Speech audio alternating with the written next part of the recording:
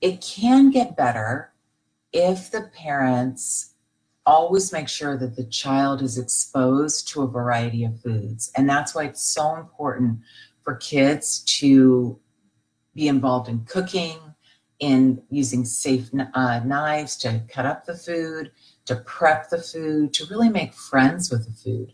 That is a huge thing that parents can do at home. It makes a big difference, but it does take a lot of time.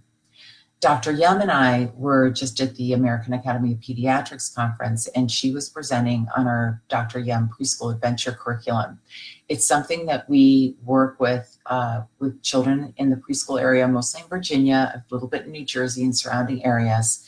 And we have been studying it for the past 2 years. It's been in place since 2015.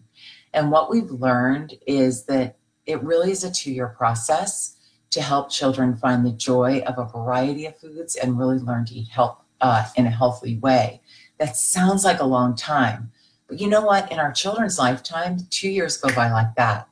Picky eating is extremely common, but kids don't always grow out of it unless we take some parenting steps, some proactive parenting to help them boost those skills along. And one of the best things you can do is cook with your children, even the most simple recipes. Garden with them, even if it's just a window box of herbs, that's great too. And have family meal times.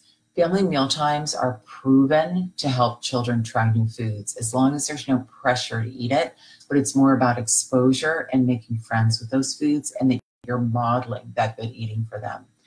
But if it seems like things are going too slow, then that's when it's time for an assessment with a professional like myself. And we can look at that child with magnifying glass, basically, and give you very specific ideas for that particular child.